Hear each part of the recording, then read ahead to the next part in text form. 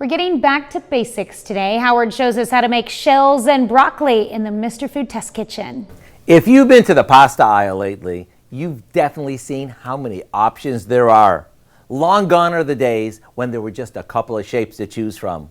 There are still all the basics, as well as a bunch of new shapes and varieties. And let's not forget about all the trendy pastas that are gluten-free, low-carb, non-GMO, and on and on. But today, we're getting back to basics with a pasta toss that you're sure to love. We start by melting some butter in a small skillet, along with a good amount of olive oil, garlic, basil, oregano, salt, and crushed red pepper. Now, before draining our pasta and broccoli, which we cook together to save us from having to wash another pot, we take half a cup of the cooking liquid and set it aside. Then we drain the rest of it like we usually do. We put it in a bowl and toss it with the cooking water that we reserved, along with the flavor-packed butter sauce.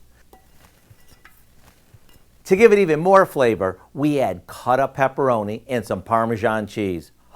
Doesn't this look amazing? You could even hearty it up with some cooked chicken or shrimp. To get the recipe for our shells and broccoli, all you have to do is visit our website. It's the kind of dish that's perfect when you just don't know what you feel like making for dinner.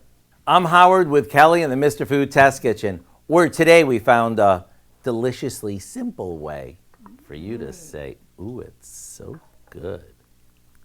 We can find this recipe along with a lot more good food from the Mr. Food Test Kitchen online. Just go to our website at KOAMnewsnow.com.